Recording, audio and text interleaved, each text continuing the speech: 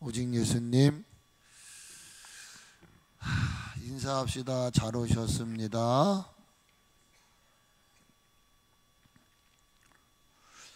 지옥을 가지 않으려면 어떻게 해야 되느냐 하는 것을 가지고 말씀을 나누고 있습니다. 인내와 믿음을 가지고 있어야 된다. 그래서 아브라함의 믿음에 대한 내용을 같이 나눴고요. 지난주에는 마귀에서 자유를 얻을 수 있는 길은 죄악을 멀리해야 된다. 살아있는 동안, 왜 그러냐면 살아있기 때문에 보고 듣고 말하고 행동하거든요. 죽은 사람은 보지도 못하죠. 듣지도 못하죠. 만지지도 못하죠. 그러니까 죽은 사람은 죄를 질 일이 없어요. 죄를 질 수가 없어요. 근데 원튼 원치 않든 간에 짧은 인생을 살아가는 동안 생명을 가진 사람은 늘 그림자처럼 죄가 따르고 있는 거예요. 근데 그 죄에 내가 융화돼 버리면 나는 멸망을 하는 거예요. 믿으시기를 바랍니다. 그래서 주님이 우리를 부르시는 그 순간이 언제인지는 모르지만 분명한 것은 뭐냐? 부를 날이 있다는 거예요.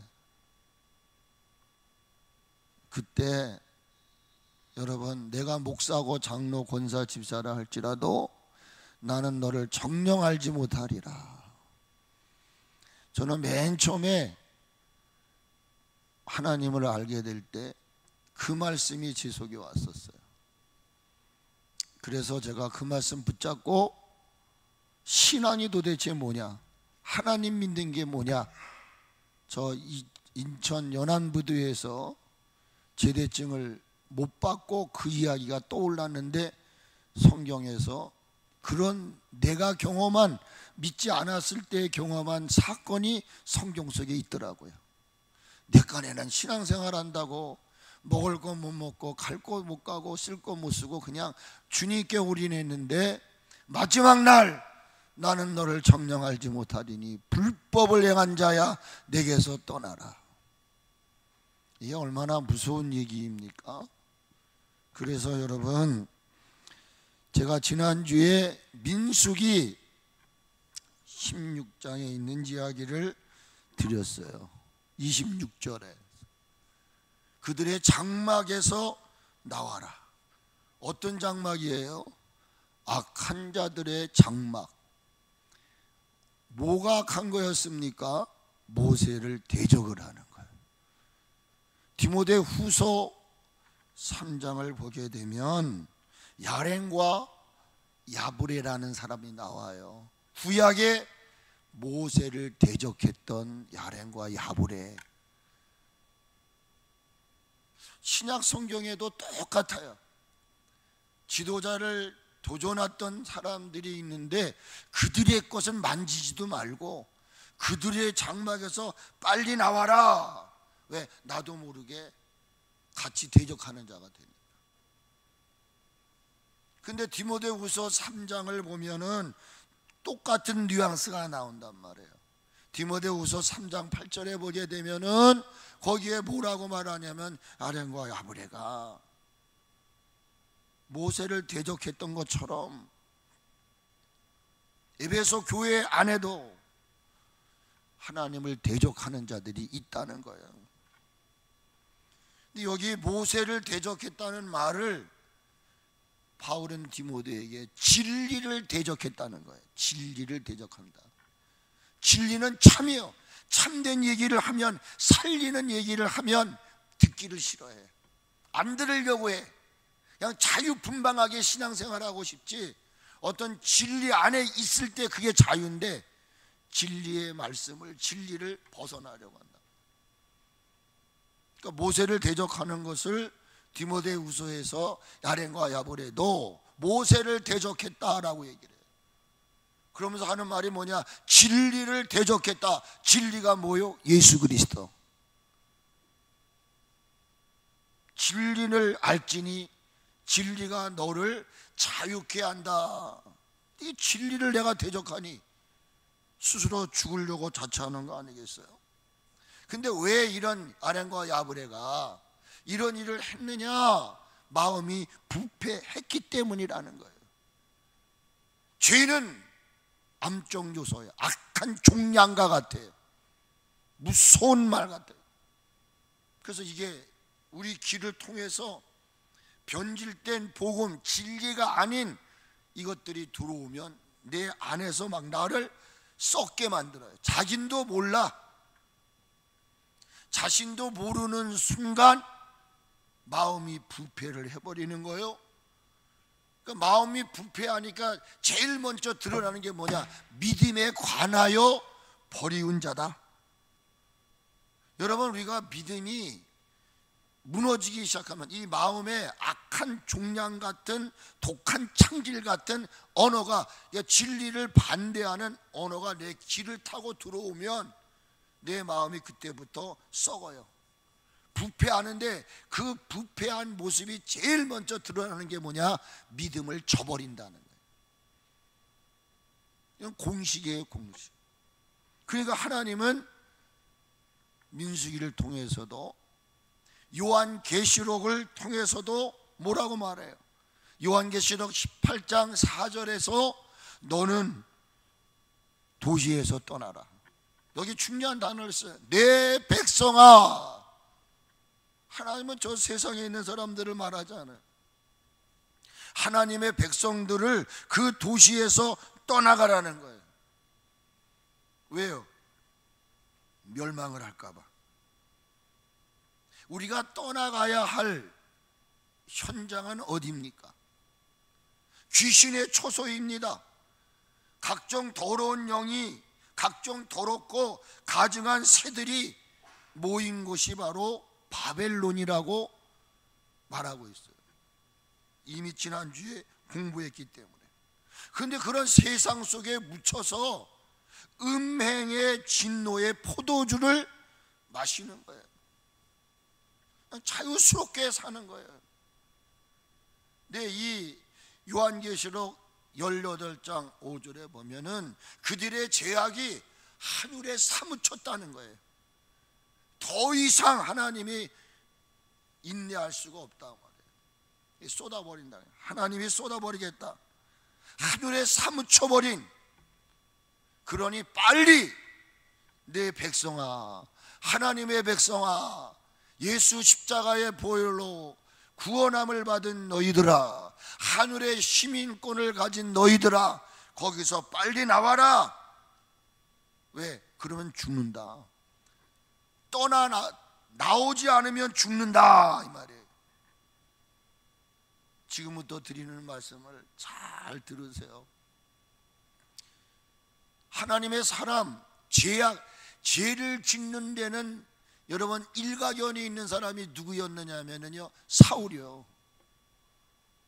예수님을 만나기 전에는요, 그의 똑똑함이, 그의 의롭다고 자청한 것들이 다 죄를 짓는 거예요. 하나님의 법을 무시해버리는 거예요. 그래서 그런 입으로 고백을 해요. 내가 열심히 있다면 교회를 박해하는 거다, 이렇게. 죄인지도 모르는 거야. 이 사람이 무뎌지게 되면은 아까도 얘기한 대로요, 우리 안에 이 죄성의 이 암병이 들어오면 마음이 어떻게 된다고요? 부패해져 버려요. 그러면 선과 악, 옳은 것, 그런 것을 분별할 수 있는 능력을 상실해 버린다고 말해요. 그래서 하나님은 바울을 통해서 데살로니가 교회에 편지를 띄우게 하셔요. 여러분 잘 아시죠? 항상 딱 나와야 되는데, 항상 기뻐하라, 쉬지 말고 기도하라, 범사에 감사하라. 이는 너희를 향하신 하나님의 뜻이다. 항상 기도하고 쉬지 않고, 항상 기뻐하고 쉬지 않고 기도하고 범사에 감사함으로 나를 향하신 하나님의 뜻이 나를 통해서 펼쳐지기 위해서는 죄를 져서는 안 된다는 거예요.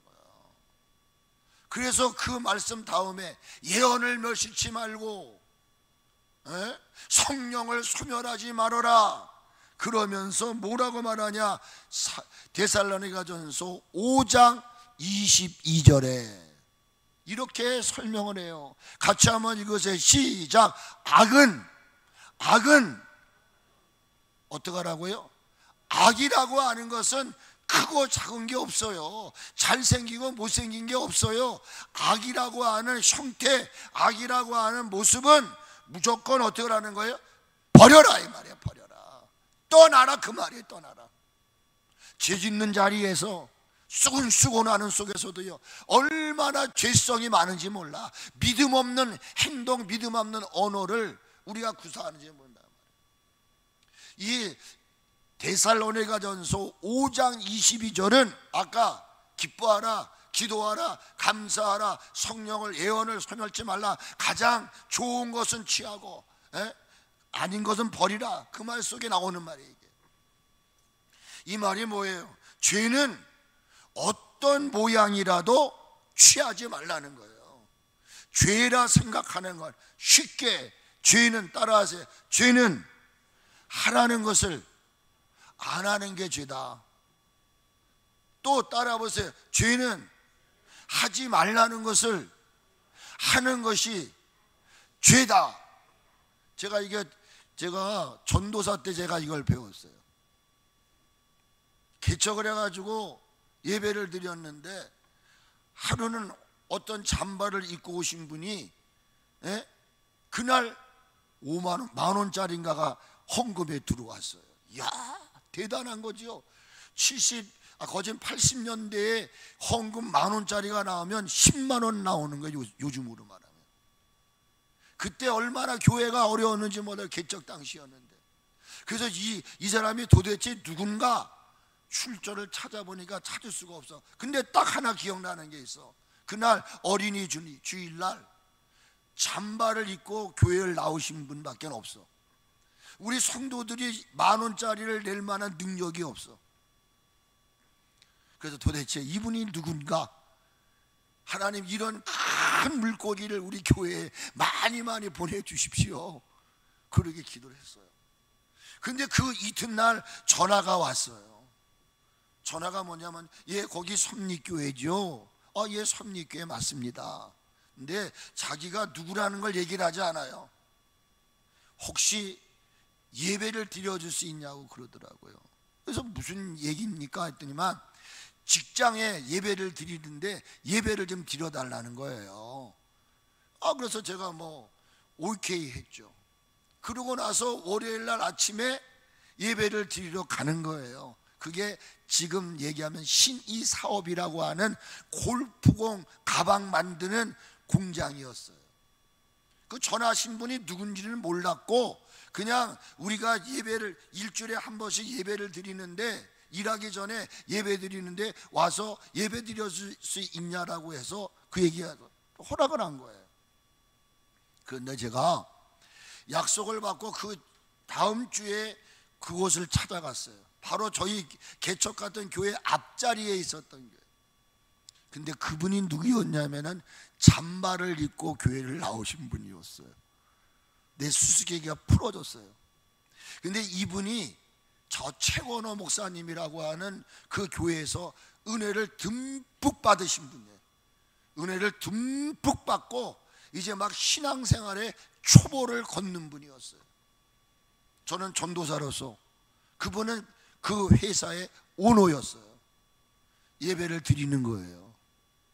근데 그분이 전도사가 설교를 하는데 맨 앞에서 무릎을 팍 꿇고 예배를 드려요. 거기 한 50여 명 되는 직원들이, 사장님이 그렇게 하니까 그들도 다 그렇게 예배를 드렸어요. 그리고 끝나고 나서 제가 이 말엔 원고에 없는 건데, 끝나는 것서 차를 한 잔 딱 마시는데 첫 번째부터 제가 그분한테 뒤통수를 얻어맞았어요. 물을 딱 먹는데 어떻게 전도사님은 물을 마시면서도 감사를 안 하십니까? 그러는 거예요. 그냥 물 마시니까 그냥 당연히 마셨단 말이에요, 저는. 근데 하는 말이 뭐냐? 물 한 잔을 마실 때도 감사하면서 마십시오 그러는 거예요. 그렇게 하면서 이야기가 시작됐는데 그분이 하는 말이 뭐냐? 전도사님, 죄라는 게 뭔지 아십니까?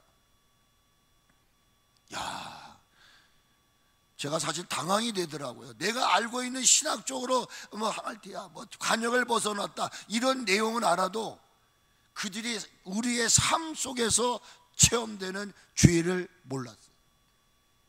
그 용어를 몰랐어요. 이분이 하는 말이 뭐냐? 전도사님, 죄라는 것은 하라는 걸 하지 않는 게 죄입니다. 근데 이게요, 막 가슴에 꽂히는 거예요. 하라는 걸 하지 않는 것이요, 하지 않는 것을 하는 것이 이게 죄입니다. 거기까지만 얘기할게요. 그리고 그분이 저희 교회에 놀라운 은혜를 부어주셨죠.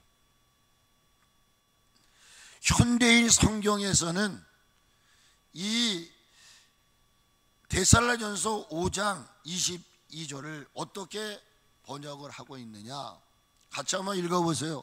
악한 것은 흉내도 내지 말라는 거예요.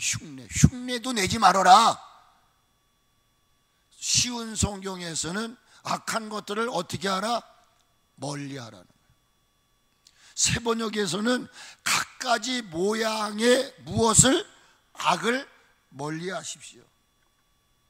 여러분, 이거 그냥 스쳐가는 이야기로 들어서는 절대 안 됩니다. 왜? 오늘 우리가 살아가는 이 시대의 그리스도인들, 구원받은 하나님의 사람들에게 있어서 심각한 게 하나 있어요. 그게 뭐냐? 죄에 대하여 무감각하다는 거예요. 이게 죄냐 아니냐를 평가하고 이거에 대해 답을 내리시는 분은 하나님이신데, 내가 죄가 아니면 아니야, 주의를 지키지 않아도, 하나님 앞에 기도를 안 해도 내가 죄가 아니면 아니야. 성경은 분명히 말하고 있음에도 불구하고 내 상황, 내 기준, 내 형편에 따라 이 죄의 기준이 왔다 갔다 할 수 있다는 거예요. 이 말은 뭐냐? 성경은 변하지 않았거든요. 근데 내가 지금 변해 있단 말이에요. 뭐에 대하여? 죄와 의에 대하여 분명한 정체성이 없단 말이에요. 죄에 대해서 무감각하고 죄를 짓고도 그 죄에 대한 심각성을 알지 못한다는 거예요. 내가 지금 이거를 저지르면 이 후풍이 어떤 것인가를 알지 못하는 거예요. 이거를 넘어가게 하는 게 악하고 추악한 원수마귀 사단의 역사라는 것이죠. 여러분, 사자성어 중에 근묵자욱, 근주자적, 이 말이 뭡니까? 근무자욱이라고 하는 말은 먹을 가까이 하면 검어진다, 이 뜻이에요. 이 말은 나쁜 사람과 가까이 지내면 나도 모르는 사이에 나쁜 사람이 돼버린다는 거예요. 나쁜 사람의 그 버릇을 내가 한다는 거예요. 그게 바로 근무자욱이라는 뜻이에요. 또 하나는 뭐냐? 자적이라는 말이 있어요. 붉은 빛에 가까이 하면 붉게 된다는 말이죠. 이 말은 뭡니까? 주위 환경이 중요하다라는 의미인 것입니다. 다시 말하면 이 마지막 말세를 살아가는 가운데 우리가 지옥이 아닌 천국을 향해 가는 저와 여러분들에게는 자신의 주위 환경으로부터 여러분 스스로가 경계하고 스스로가 단속하지 않으면, 같이 하세요, 쉽게 무너진다. 그 믿음의 견고함이 순간적으로 무너지고 마는 것입니다. 우리가 조심해야 될 것, 내 위치를 확인해야 될 것은 뭐냐? 죄에서 자유함을 얻기 위해서인 것입니다. 여러분은 시인의 고백을 아십니까? 시편 1편에 제일 먼저 등장하는 단어가 뭐입니까? 복 있는 사람은. 여기 복 받을 사람이라고 말하지 않아요. 완료. 이미 저와 여러분은 하나님께로 하늘의 복과 땅의 복을 받은 자인 줄 믿으시면 아멘 합시다. 복 받기 위해서 이 자리에 온 것이 아니라 나에게 이미 복을 주셨기 때문에, 내가 그 복을 누리기 때문에 이 자리에 온 거라 이 말이에요. 복을 받으려고 이 자리에 온 게 아니라 하나님이 나에게 복을 주셨기 때문에 감사해서 오늘 이 자리에 나오는 거예요. 그러므로 복 있는 사람의 삶은 이렇게 저렇게 이야기하지 않아요. 첫째, 악인의 꾀를 따르지 말아라. 악인이 그 조잘거리는, 속삭이는, 근데 이 악인은 우리가 생각하는 세상에 믿지 않는 사람이라고 생각하지만 교회 안에 악인들이 너무나 많아요. 악인의 꾀를 쫓지 말라는 거예요. 죄인들의 길에 서지 말라는 겁니다. 들어서는 그러니까 그 달콤한 악성 종량과 같은 꾀가 내 길을 통해서 내 마음의 밭에 자리를 잡게 되면 그 머리가 나에게 지시를 드려요. 빨리 그쪽으로 가. 이 머리, 총사령관이 이 머리가 손과 발에게 지시를 내려. 너 빨리 가, 빨리 가. 우리가 가야 할 길은, 하나님은 우리의 총사령관이 되시거든요.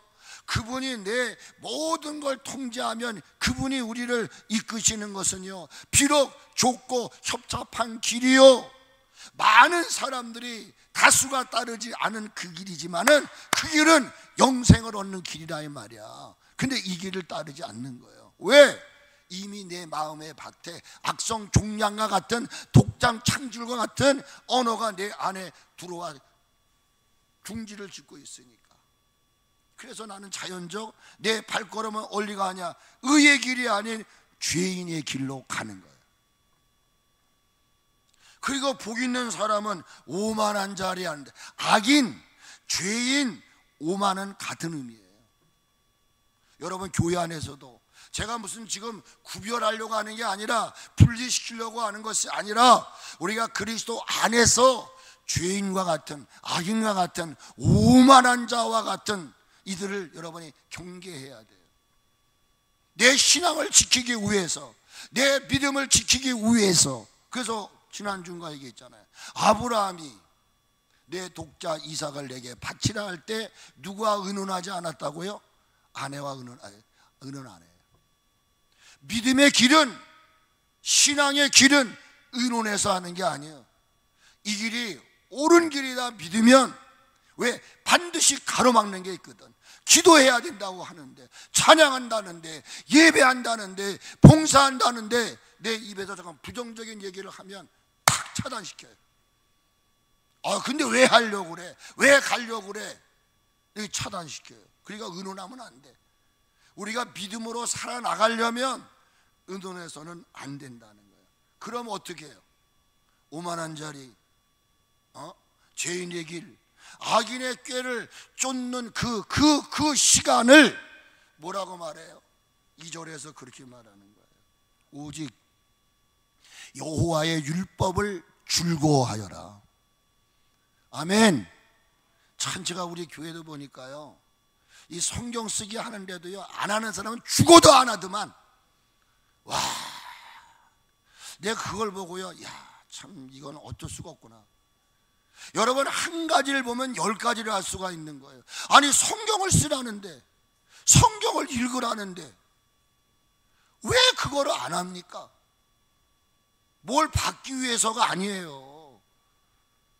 아니, 성경을, 이게 즐거운 게 아니야 그게. 근데 핸드폰 가지고 게임하는 거는요, 거기에 온 혼을 쏟는데도, 아니, 우리 목사님이 얼마나 또 은혜로우셨어. 올해는 그냥 성경 7장만 쓰래잖아. 하루에 한 장씩, 한 장 가지고 3번.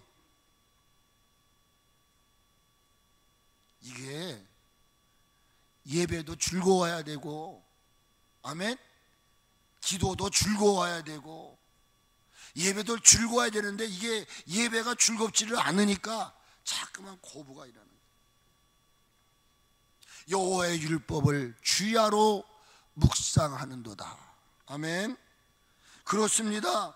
나의 삶의 위치에 따라, 같이 한번 하세요. 나의 삶의 위치를 따라 결과가 어떻다? 설거사님, 내가 선 위치에 따라 결과가 같다 다르다? 어? 다르다. 나는 똑같다고 그러는 줄 알았어요. 내가 어디에 섰느냐에 따라 결과는 천차만별이다 이 말이에요. 내가 하수구 곁에 있으면 나는 깨끗한데도 내 몸에서 하수구 냄새가 나게 돼 있다 이 말이에요. 아닌가? 여러분 아주 그냥 남의 얘기하듯 들으시는데 아닌가요? 내가 꽃밭 속에 있으면 내가 좀 추한 냄새가 나도요, 그런 걸 지녔어도 내가 꽃밭 속에 있으면 내 몸에서는 뭐가 나타나는 거예요? 꽃 향기가 나타나는 거예요. 아까 그게 뭐예요? 금묵, 군주자오. 이 단어를 여러분이 기억하셔야 돼요. 같이 합시다. 나는 그리스도의 편지요, 나는 그리스도의 향기다. 할렐루야. 그래서 바울은 고린도 교회에 편지를 띄워요. 너희는 그리스도의 향기, 그리스도의 편지야. 고린도후서 2장 14절로 16절에 이렇게 말씀하신다 이 말입니다. 이 사람에게는 사망으로부터 사망의 냄새요, 저 사람에게는 생명으로부터 생명에 이르는 냄새라.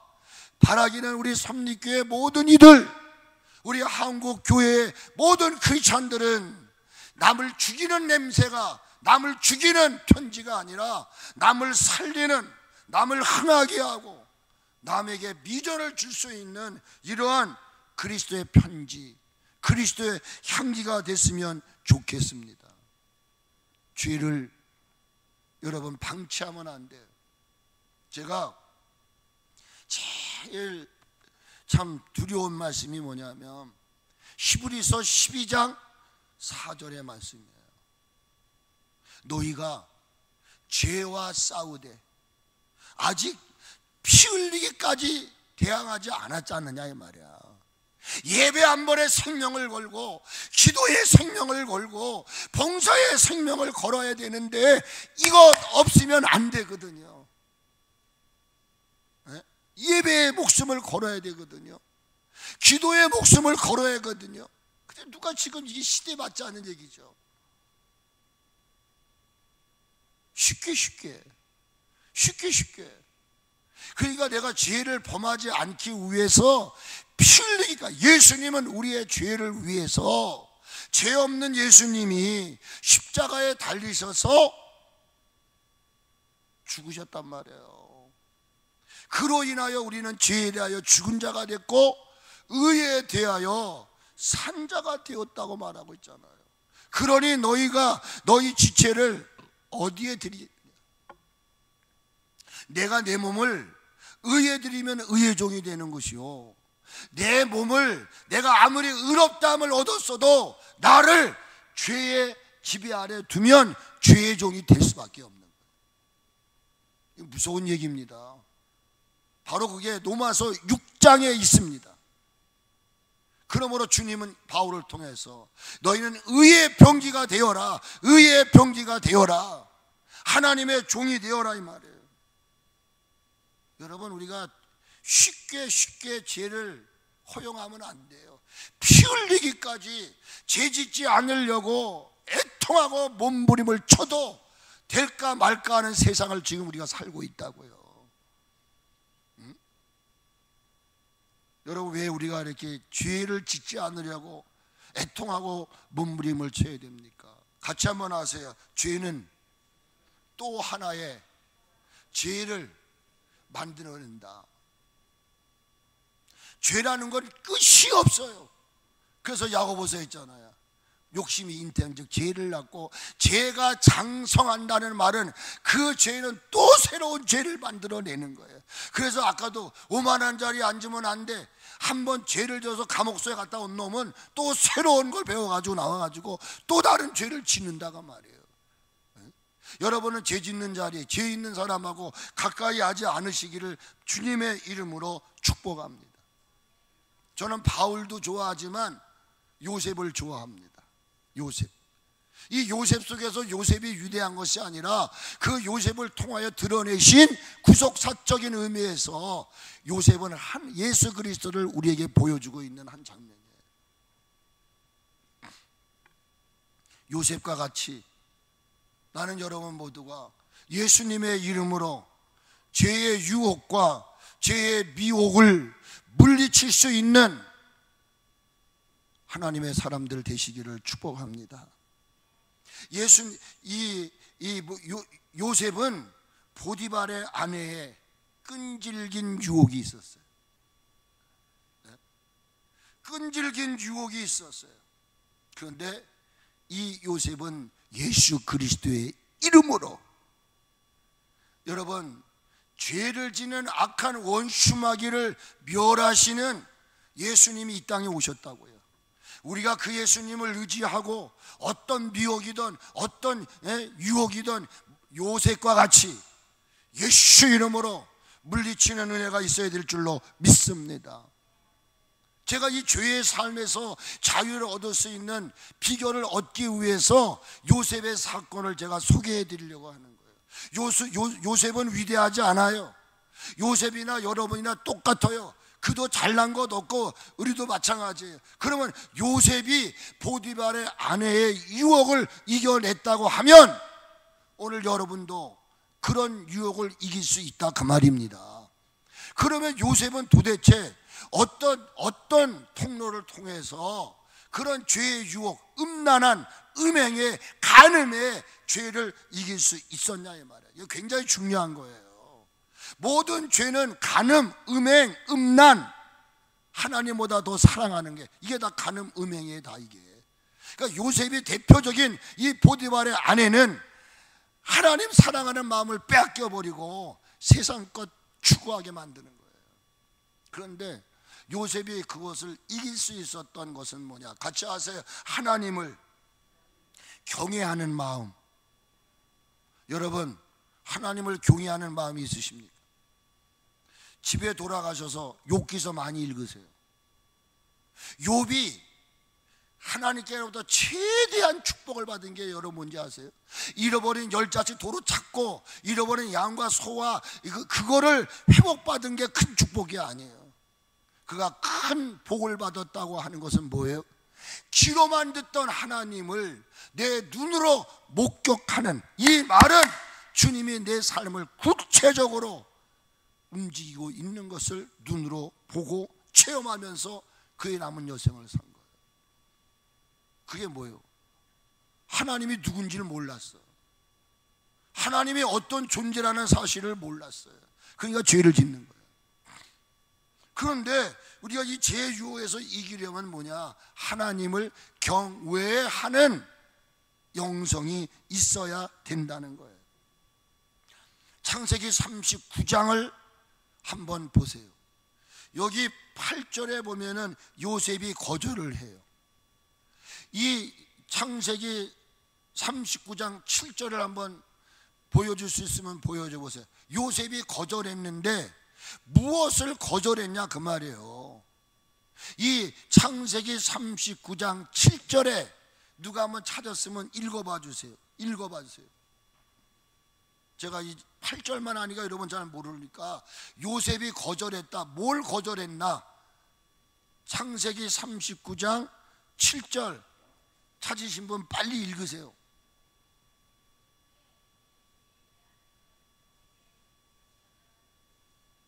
예, 그 집 주인의 아내가 뭐를 해요? 눈짓을 하는 거예요. 자꾸만.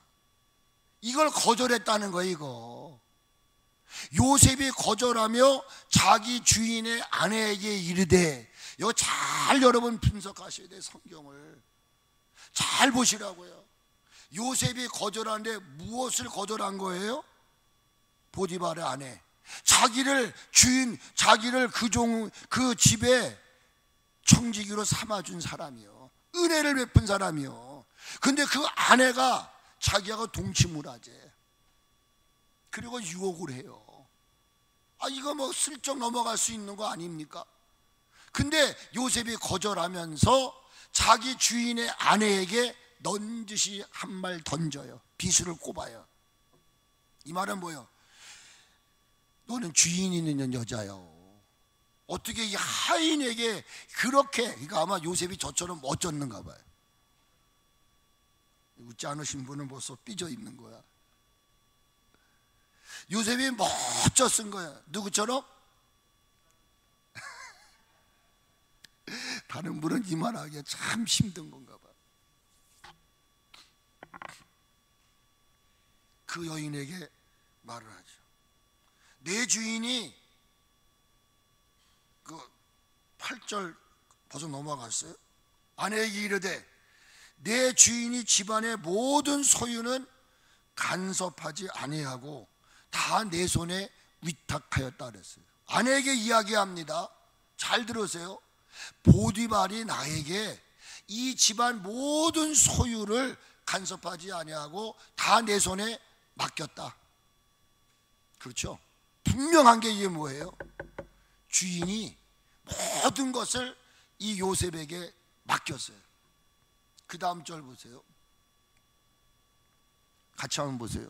이 집에는 나보다 큰 이가 있다 없다? 없어. 이것은 뭐냐면 요셉이 마음껏 할 수 있다는 거예요. 마음껏 할 수 있어도 내가 할 수 있는 것이 있고 할 수 없는 것이 있다는 사실을 알아야 죄를 짓지 않는다 이 말이야.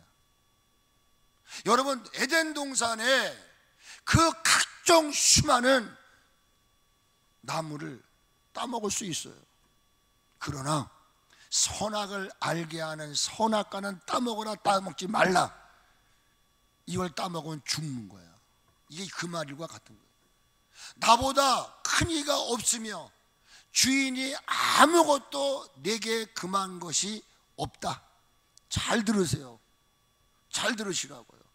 기도하고 말씀을 읽을 때 분별력이 생기는 거예요. 아닌 것과 긴 것과 내 것과 남의 것이 넘어야 할 것과 넘어오지 말아야 할 것을 아는 거예요. 그래서 뭐라고 그래요? 금한 것은 당신뿐입니다. 당신은 내 아내가 될 수 없습니다. 당신은 나에게 유혹할 만한 자격이 없습니다. 보디발에 가서 유혹하라는 거예요. 이게 얼마나 이게 아름다운 고백입니까? 금할 것은 당신뿐이니 당신은 그의 아내임이라. 여기 중요한 단어가 나와요. 그런즉 내가 어찌 이 큰 악을 행하여, 우리는요 여기서 그냥 넘어가는 거예요. 내가 이 저지른 죄악이 뭐 이게 큰 거라고 생각하느냐.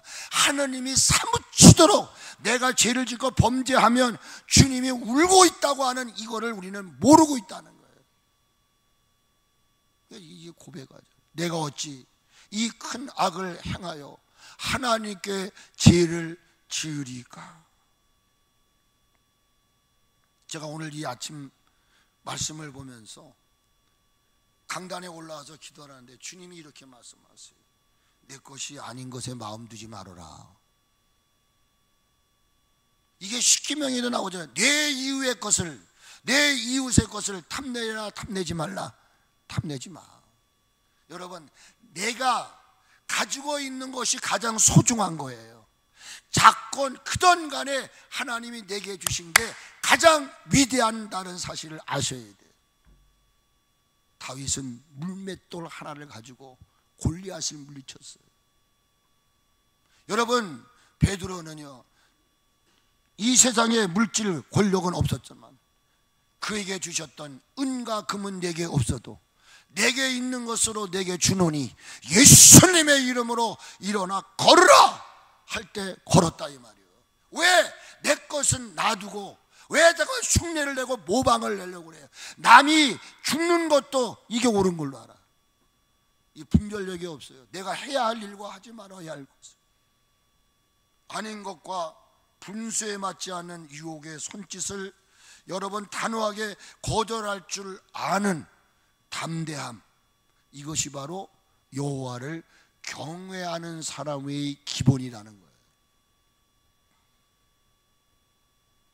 길이 아니면 가지 말고 말이 아니면 듣지 말라. 이는 도리나 이치에 어긋나는 일에는 처음부터 참여하거나 받아들이지 말아야 한다는 의미를 지닌 속담이라고 해요. 여러분, 길이 아니다는 말은 도덕적 사회적으로 옳지 않은 행동이나 제한, 즉 도리에 어긋난 일을 말하는 거예요. 말이 아니라는 것은 논리적으로 맞지 않거나 상식적으로 받아들일 수 없는 말, 믿음의 사람으로서 여러분 듣지 말아야 할 말을 들으면 그 순간부터 무너지게 돼 있어요. 또 하나는 뭐냐? 죄를 이기기 위해서는 분별력과 더불어 자신에게 주어진 사명을 바로 자각할 줄 아는 민감함, 민첩함이 하나님을 경외하는 자들의 삶이란 말이에요. 이게 다 지금 무뎌져 버렸단 말이에요. 죄에 대해 무감각해졌다 이 말이에요. 민감함이 없단 말이에요. 주인이 자신에게 위탁한 것이 무엇임을 알았어요. 주의를 지키라, 11조를 드려라, 기도생활 해라, 봉사해라, 선교해라, 이웃 섬겨라. 이걸 알잖아요. 근데 왜 행하지 않습니까? 내가 너무나 심한 얘기하고 너무나 어려운 이야기를 합니까? 아니잖아요. 자신에게 위탁한 것이 무엇임을 알아야 돼요. 그 모든 것을 위탁해. 그러나 아내는 부탁하지 않았다 이 말이에요. 근데 부탁하지 않은 것까지 넘보려고 그런단 말이에요. 그게 누구요? 우리요. 신앙생활을 내 마음껏 하려고 그런단 말이에요. 나 좋은 대로 한다 하려고 그런다 이 말이에요. 최선을 다하되 금할 것이 있다는 것을 여러분 아셔야 돼요. 그러나 금할 것이 있는 가운데서 금할 것을 금하고 나온 후엔 자유스러워. 이걸 우리가 조직신학적인 면에서 허용작전이라고 말하는 거예요. 물고기가 어항 속에 있을 땐 자유스러운 거예요. 그러나 그 물고기가 어항을 떠나면 죽어요. 나무가 마찬가지예요. 최선을 다해서 일하는 거예요. 그러나 주인의 아내는 내 것이 아니라는 것을 알고 그리스도인으로서 처신을 바로 해야 된다 그 말입니다. 넘어서도 넘버서도 안 될 것은 분명하게 기웃거리지 마시고 예수 이름으로 물리치시기를 축복합니다. 그런데 시대가 가면 갈수록 많은 이들은 이 선과 이 도를 넘습니다. 그리고 자기 주관적으로 하나님을 해석을 해요. 그래서 뭐가 나는 거야? 신앙의 무례함을 자초하는 거야. 그게 오늘 우리의 현실이에요. 이것을 요셉을 통해서 보여주는 거예요. 죄를 범하지 않도록 하는 긍정적인 능력이 뭐냐? 하나님을 늘 바라보는 거예요. 여러분의 시선이 하나님을 집중하시기를 축복합니다. 여러분이 어디에 있든지 간에 다니엘이 위기의 상황에 처했을 때 예루살렘을 향하여 어제와 같이 동일하게 기도합니다. 기도하면 죽어요. 어인이 지킨 것을 알면서도 예루살렘을 향하여 내가 지금 어디에 포지션을 하고 있든 간에 여러분의 마음은 예루살렘 하나님의 집 여기에 초점을 맞추고 가는 거예요. 그래서 그는 그렇게 말해요. 내가 어찌 하나님 앞에 악을 행하여 하나님께 죄를 짓겠습니까? 오늘 우리나라의 아픔은 목회자들의 죄악이에요. 한국 교회의 죄성 때문인 거예요. 오늘 난 다시 이야기하고 싶어요. 우리 한국 교회가 목회자들이 하나님 내가 죄 때문에 내가 하나님께 죄를 지었습니다. 아이다 아이다. 죽으면 죽으리라. 에스더의 고백이 뭐예요? 죽으면 죽으리이다. 아이다 아이다. 내가 죽으리다. 내가 이 자그마한 죄를 이기지 못한 내 죄를 용서해 주십시오. 여러분 이 번역을 보면 너무나 멋있는 말들이 많아요.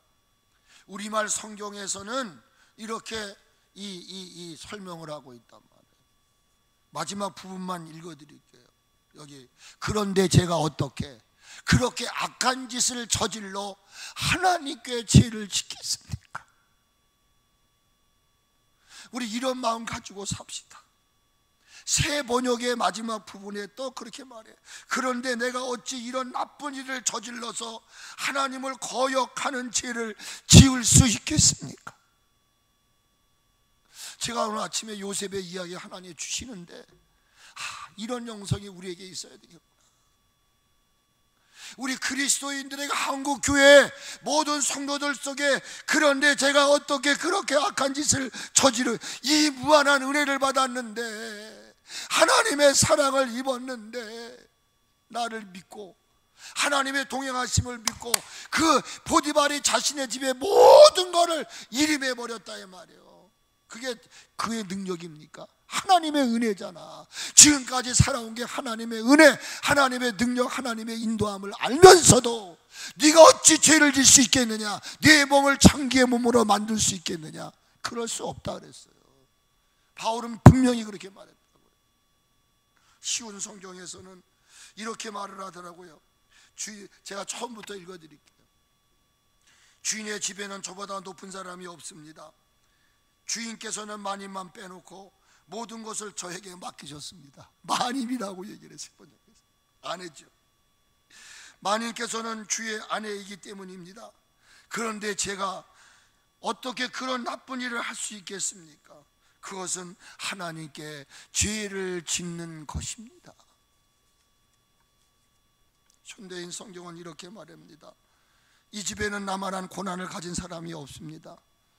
주인은 나에게 아무것도 금하지 않았지만 당신만은 금하셨습니다. 이것은 당신이 그의 아내이기 때문입니다. 그런데 왜 나를 자꾸만 유혹합니까?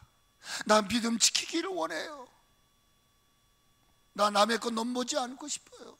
그런데 왜 자꾸만 내 마음을 충동질시킵니까? 이런 말 아니에요. 내가 어떻게 감히 이런 악한 짓을 하여 하나님께 범죄할 수 있겠습니까? 여기까지 말씀드릴게요. 다음 주에는 추수감사절 예배 드리고요. 제가 자꾸 약속을 어기는 것 같아요. 요셉의 죄성이 뭔가, 요셉을 통해서 드러낸 죄가 뭔가, 그리고 성경에서 말하는 죄가 뭔가를 알려드립니다.